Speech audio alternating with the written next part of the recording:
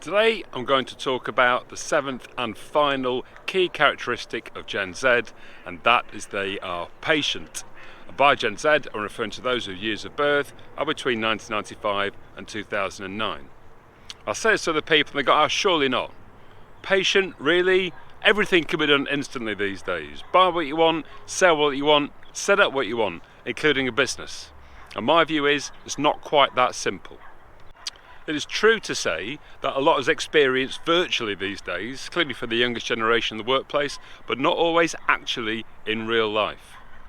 Now, life is much more risk-free these days. The idea, as was the case 20 plus years ago, of going off for a year's travelling, a year away, with no connection, no WhatsApp groups and so on, it feels insanely risky, and a lot of risk has been designed out of life. People don't get lost, people don't lose track of how much money is in their bank account and all those other things. Parenting has become much more risk averse over time, and Gen Z, their parents are older on average than what came before.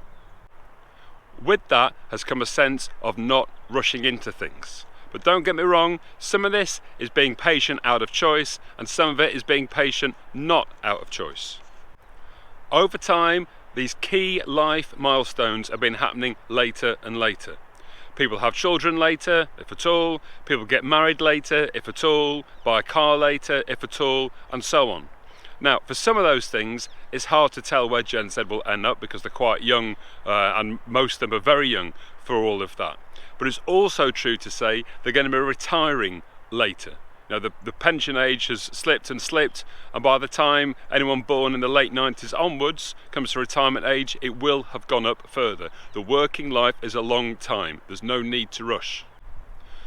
Overall, the lack of financial stability, the lack of financial certainty, the lack of finances in general means that this generation is having to wait longer for a lot of things more than the previous generations. It's not out of choice, but the patience is there within them, and it's something employers and organisations can make something of if they choose to do so. So this is the last in this series of Gen Z key characteristics. What's coming next is looking at the solutions, at what organisations and their leaders can do.